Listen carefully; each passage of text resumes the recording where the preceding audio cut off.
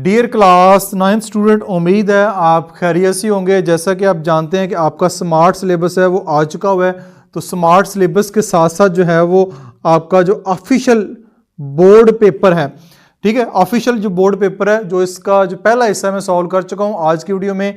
इसका जो subjective type है, ठीक है, ये सब्जेक्टिव टाइप है, इसको स्टार्ट करेंगे। तो सब्जेक्टिव टाइप में आपको जो है शॉर्ट क्वेश्चन दिए जाएंगे, उसके बाद फिर लॉन्ग क्वेश्चन भी होंगे। तो सब्जेक्टिव टाइप में पार्ट 1, इससे पहले वाली वीडियो में जो आपके एमसीक्यूज है ना वो सॉल्व हो चुके हैं। पहले 15 एमसीक्यूज की वीडियो जो है वो अपने चैनल के ऊपर मैं अपलोड कर चुका हूं। आज की वीडियो में शॉर्ट क्वेश्चन से इसका जो है वो आगाज करेंगे। इसमें आपके पास जो है वो 2 घंटे 10 मिनट है। इसके मार्क्स जो हैं वो 60 हैं। तो write short answer to any 6 question. आपने जस्ट जो है वो 6 क्वेश्चन के आंसर करने हैं। क्वेश्चन आपके पास जो है वो 9 क्वेश्चन है, 9 क्वेश्चन है आपके पास, उसमें से आपने 6 करने हैं। मैं आपको जो है वो सारे के सारे करवाऊंगा, ठीक है, कोई क्वेश्चन स्किप नहीं करूंगा ताकि आपकी जो तैयारी है वो ज़्यादा अच्छे तरीके से हो सके। तो सबसे पहले जो हमारे पास पार्ट 1 है, find 2 rational number between 2 and 3। 2 and 3 के दरमियान जो है वो रैशनल नंबर आपने फाइंड करने हैं, ठीक है। तो फाइंड 2, यानी 2 से ज़्यादा नहीं करने, नंबर तो बहुत ज़्यादा आ जाते हैं, आपने सिर्फ 2 रैशनल नंबर फाइंड करने हैं। ये बेसिकली आपकी एक एग्जांपल है जो पेज नंबर 6 के ऊपर दी हुई है, तो उसी को हम जो है वो कर लेंगे। तो यहाँ पे लिख लेते हैं क्वेश्चन नंबर 2। इसका जो है वो पार्ट नंबर 1 है। पार्ट नंबर 1 में इसका सोल्यूशन में लिखेंगे फॉर दिस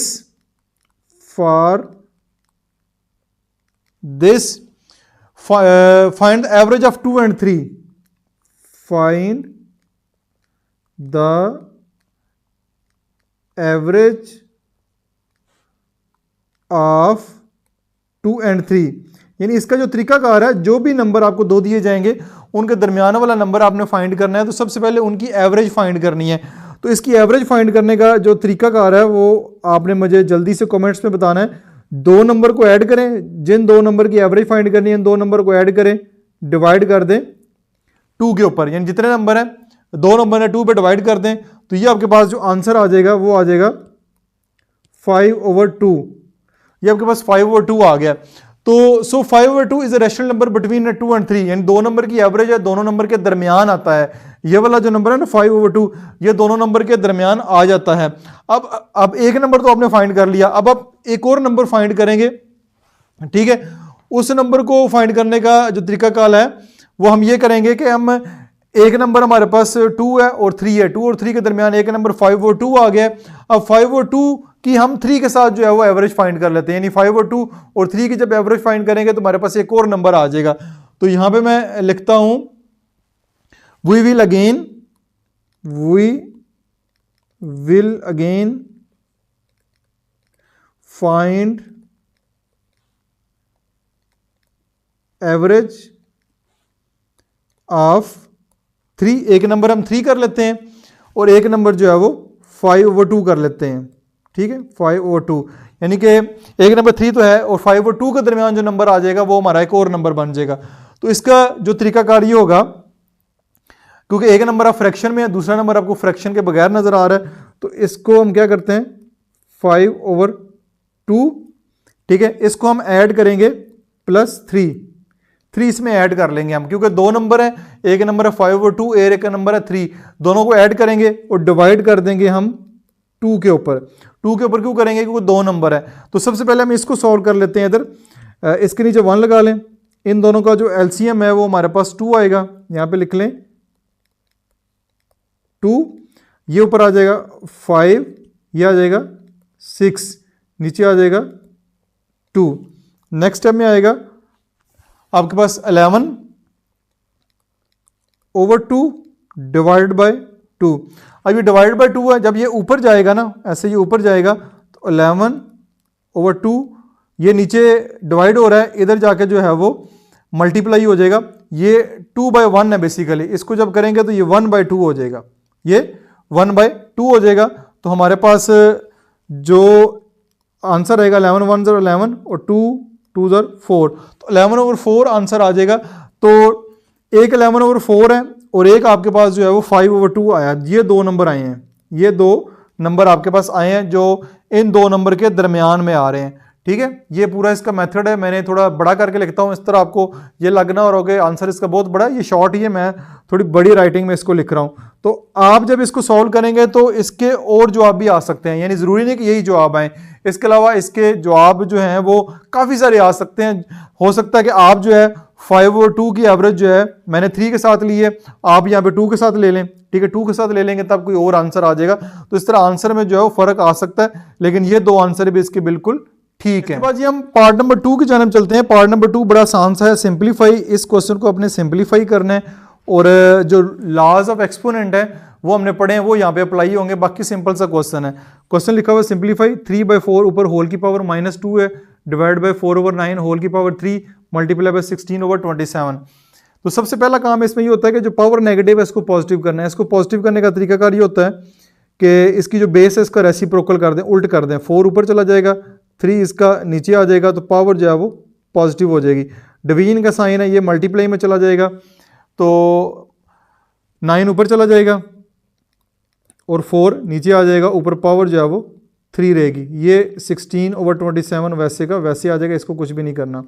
आप पावर को सॉल्व कर लें तो ये आपके पास 4 की पावर 2 हमारे पास 16 आ जाएगा, 3 की पावर 2 9 आ जाएगा, 9 की पावर 3 729 आ जाएगा, और 4 की पावर जो है वो 4 की पावर जो 3 है तो ये हमारे पास जो है वो 64 आ जाएगा।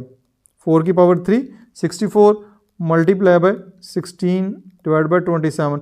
यहाँ पे बच्चे गलती करते हैं कि 4 को 3 टाइम मल्टीप्लाई कर देते हैं, 4 3 12 कर देते हैं। आपने 4 को 3 टाइम मल्टीप्लाई करवाना है।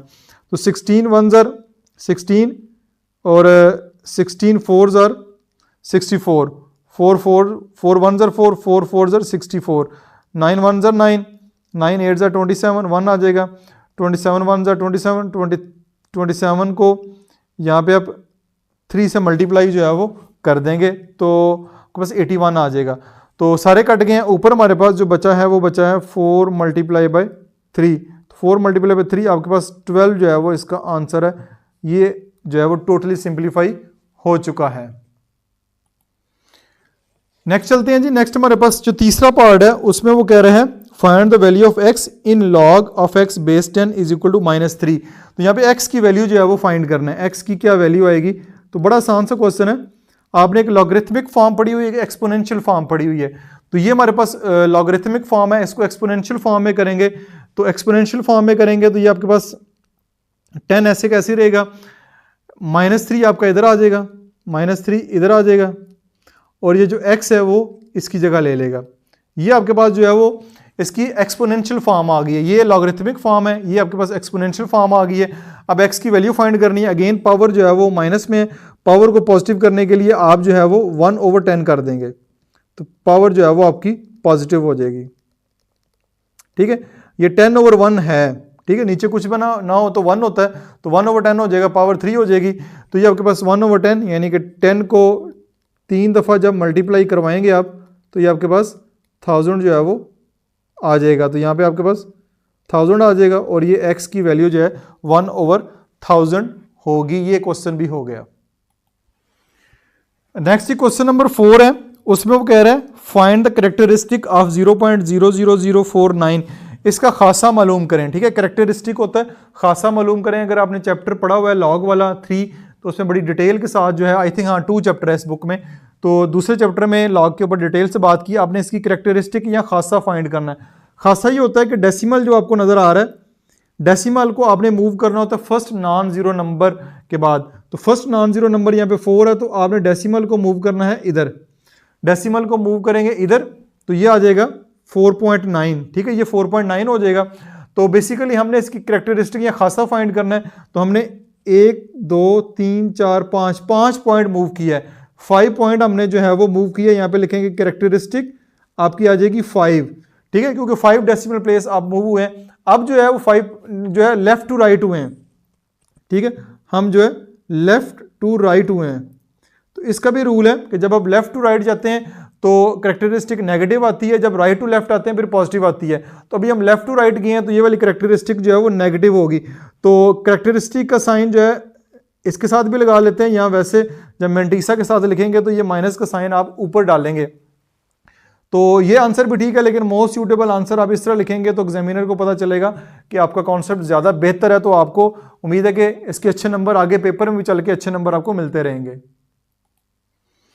अच्छा जी, नेक्स्ट हमारा क्वेश्चन है 5वां, right down the power set of plus minus multiply और डिवाइड। आपने इस सेट के जो वो पावर सेट लिखना है। ये वाला क्वेश्चन थोड़ा सा बच्चों को कंफ्यूज करता है कि दरमियान में ये साइन लगे हुए हैं, तो बच्चे कहते हैं ये यहाँ तो नंबर होते हैं X Y A B C, तो यहाँ पे ये साइन भी हो सकते हैं और साथ आपने इसका पावर सेट लिखना है। तो सबसे पहला काम आपने ये करना है कि इस सेट का कोई भी नाम जो है वो रख लें। जैसे मैंने ए रखा है, ए सेट इसका नाम रख लिया, इसके पावर सेट लिखने हैं तो यहाँ पे लिखेंगे पावर सेट ऑफ ए। अब देखें इसमें नंबर ऑफ एलिमेंट 1 2 3 4 हैं, तो यहाँ पे 2 की पावर 4 हो जाएगी। 2 की पावर 4 करेंगे तो इसका आंसर 16 आएगा। तो इसके जो सबसेट हैं वो 16 बनेंगे। यहाँ पे आपने ख्याल रखना है कि आपसे मिस्टेक ना हो, क्योंकि 16 पूरे करने हैं। तो यहाँ से शुरू करेंगे, ये एक ब्रैकेट लगाएंगे। सबसे पहले आपके पास खाली सेट होगा, ठीक है। सबसे पहला काम खाली सेट, फिर एक दफ़ा जो है वो प्लस का साइन आएगा, पहले अकेला अकेला लिख लें, फिर माइनस आएगा, फिर आपके पास मल्टीप्लाई आएगा, फिर आपके पास डिवीजन आ जाएगा। ठीक हो गया, ये आपने खाली सेट, फिर एक दफ़ा सिंगल सिंगल करके लिख लेना है। फिर दूसरी लाइन में चले कर लेते हैं, जगह की कम है, अब दो दो करके लिखते हैं, प्लस माइनस, ठीक हो गया। फिर प्लस को मल्टीप्लाई के साथ, प्लस को मल्टीप्लाई के साथ, फिर प्लस को डिवाइड के साथ, प्लस को डिवाइड के साथ लिख लें, ठीक है। प्लस एक दफ़ा माइनस के साथ, मल्टीप्लाई के साथ, और प्लस एक दफ़ा डिवाइड के साथ आ गया।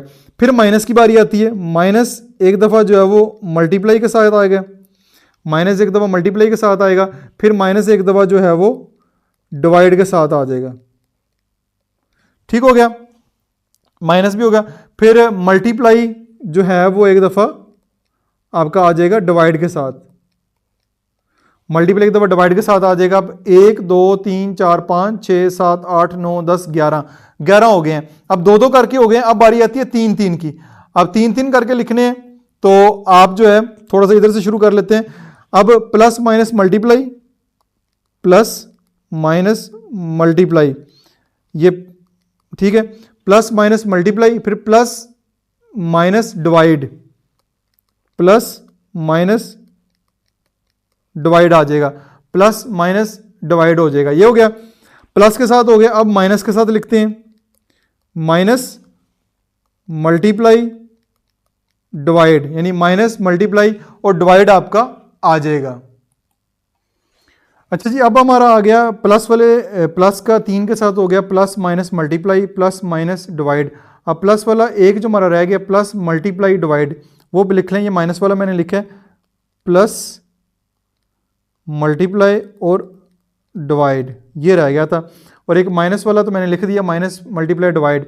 अब लास्ट के ऊपर जो है वो हमने इकट्ठा भी एक दफ़ा इनको लिखना होता है, प्लस माइनस मल्टीप्लाई डिवाइड, और ये ज़रा ब्रैकेट लगी। अब गिन लेते हैं इनको ज़रा, 16 पूरे करने हैं। 1 2 3 4 5 6 7 8 9 10 11 12 13 14 15 16, तो 16 पूरे हो गए। अब पावर सेट की एक निशानी ये कि एक ब्रैकेट आपने एक्स्ट्रा और भी आखिर पे लगानी है, और ब्रैकेट आपने एक एक्स्ट्रा शुरू में भी लगानी है।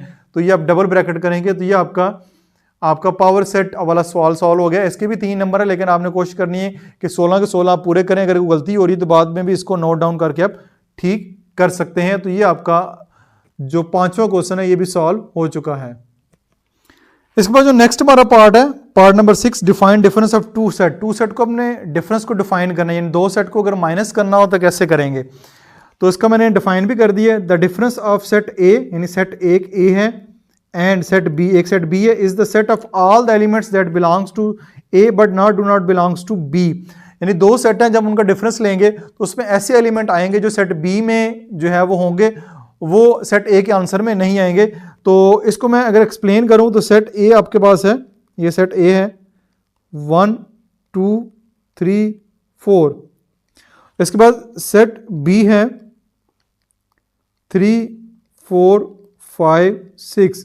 फर्ज करें ये दो सेट है, इनका आप डिफरेंस लेना चाह रहे हैं, तो डिफरेंस लेंगे। आपके पास डिफरेंस की जो साइन है वो ऐसे भी लिख सकते हैं, a माइनस बी, और आप ऐसे भी लिख सकते हैं, जो भी साइन लिखना चाहें लिख सकते हैं। तो यहाँ पे लिखते हैं a माइनस बी। पहले सेट a लिखेंगे 1 2 3 4 माइनस सेट b है 3 4 5 6, ये आपके पास आ जाएगा।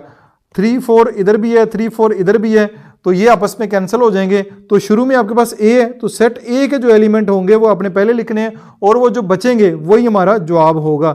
ये सेट a वाले एलिमेंट हमारा जवाब होगा। b में कोई भी एलिमेंट बचे या ना बचे वो हमारे जवाब में शामिल नहीं होंगे। इधर जो एलिमेंट बचेंगे वो हमारा जवाब होगा, चाहे सारे एलिमेंट बच जाएं चाहे कुछ भी ना बचे तो फिर खाली सेट जवाब होगा। तो ये आपका मैंने डिफरेंस भी एक्सप्लेन कर दिया और साथ साथ जो है वो आपको मैंने समझा भी दिया है। अब नेक्स्ट चलते हैं। नेक्स्ट मेरे फेवरेट क्वेश्चन है क्वेश्चन नंबर 7, फैक्टराइज। फैक्टराइज करना है आपने x की पावर 2 प्लस x माइनस 12, इसको फैक्टराइज करना है। तो फैक्टराइज करने के लिए काफ़ी सारे मेथड आपने पढ़े हुए हैं। जो मेथड हम यूज़ करेंगे वो हमारे पास मिडिल टर्म ब्रेक मेथड होगा। मिडिल टर्म ब्रेक मेथड क्या होता है कि जो मिडिल टर्म है इसको हम ब्रेक करते हैं। तो उसका तरीकाकार ये है, x की 2 लिखें, पहली और आखिरी टर्म को मल्टीप्लाई करवाएं, ये आपके पास आएगा माइनस 12x स्क्वायर।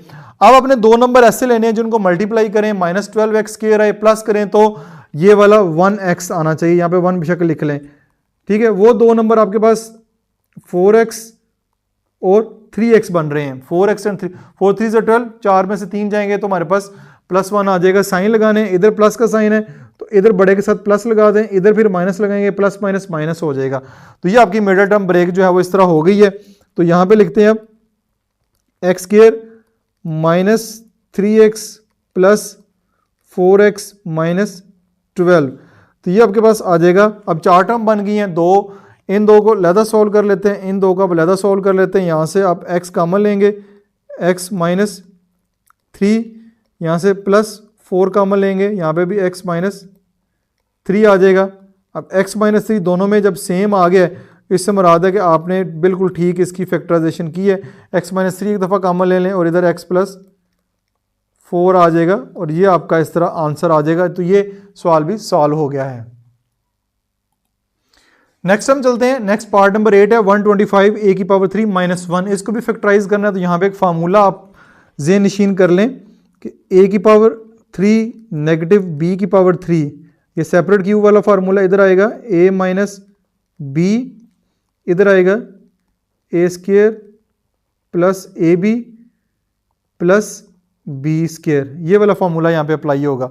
तो ये आपका 125 a की पावर 3 माइनस 1, इसको हम कर लेंगे 125 है, इसको कर लेंगे 5 a की पावर 3 कर लेंगे, इसको माइनस 1 की पावर 3 कर लेंगे, ठीक है। यानी इसको a cube minus B cube की शक्ल में ले आए हैं। तो जब फार्मूला अप्लाई करेंगे ये आएगा 5a माइनस 1 यानी कि a माइनस बी, यह आ जाएगा 5a स्क्वायर प्लस, ये माइनस वाला फॉर्मूला यहाँ पे प्लस आता है, 5a मल्टीप्लाई बाय 1 और साथ फिर प्लस 1 का स्क्वायर, यह आ जाएगा 5a माइनस 1, यह आ जाएगा 25a square plus 5a plus 1। तो यह आपका क्वेश्चन भी इस तरह ये फैक्टराइज हो चुका है। नेक्स्ट हमारे पास क्वेश्चन है, लास्ट क्वेश्चन पहले वाले हिस्से का नवा क्वेश्चन है। Solve 12x plus 30 is equal to minus 6 and represent the solution on real line.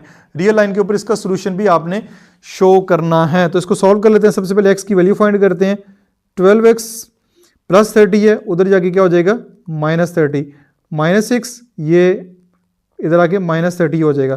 तो 12x is equal to minus 36 आ जाएगा, x आ जाएगा आपके पास माइनस 36 डिवाइड बाई, इधर 12 मल्टीप्लाई हो रहा है, इधर आके डिवाइड हो जाएगा। तो x की वैल्यू आ जाएगी 12 3 ज़र 36, तो x की वैल्यू आपके पास क्या आ जाएगी माइनस 3, x की वैल्यू आ गई है। अब इसको नंबर लाइन के ऊपर हम रिप्रेजेंट करते हैं। अच्छा जी, अब इसको नंबर लाइन के जाने पर रिप्रेजेंट करने के लिए देखें, सबसे पहले x की वैल्यू माइनस 3 है, माइनस 3 नंबर आया, तो नंबर लाइन जो है वो यहाँ पे एक ड्रा कर लेते हैं क्योंकि नंबर माइनस में है। तो ये आपका यहाँ पे 0 आ जाएगा, यहाँ पे -1 -2 और यहाँ पे -3, ये नंबर लाइन इस तरह आगे बढ़ाते जाएं, -4 एंड सो ऑन चलते जाएं। तो ये -3 जो है ये नंबर लाइन बेशक आप डार्क कर लें, मेरे पास स्केल नहीं है ये, ठीक है, ये आपने नंबर लाइन शो कर ली। अब ये -3 आपको यहाँ पे नज़र आ रहा है, तो ये आपका जो नंबर लाइन के ऊपर -3 बन रहा है, इसको आप ऐसे हाईलाइट कर दें, ठीक है, ये आपका -3 आ जाएगा। यहाँ पे दोबारा लिखना है तो लिख दें तब भी ठीक है, वरना ऐसे भी ठीक है। तो ये आपका क्वेश्चन सॉल्व हो जाएगा। इस तरह आपका जो पहला हिस्सा है ना, जिसमें 9 क्वेश्चन आपने सॉल्व करने हैं, तो 9 के 9 जो है वो मैंने आपको करवा दी हैं, आपने जस्ट इसमें से 6 करने हैं। अब किसी किस्म का क्वेश्चन हो तो कमेंट सेक्शन में ज़रूर पोस्ट कीजिएगा।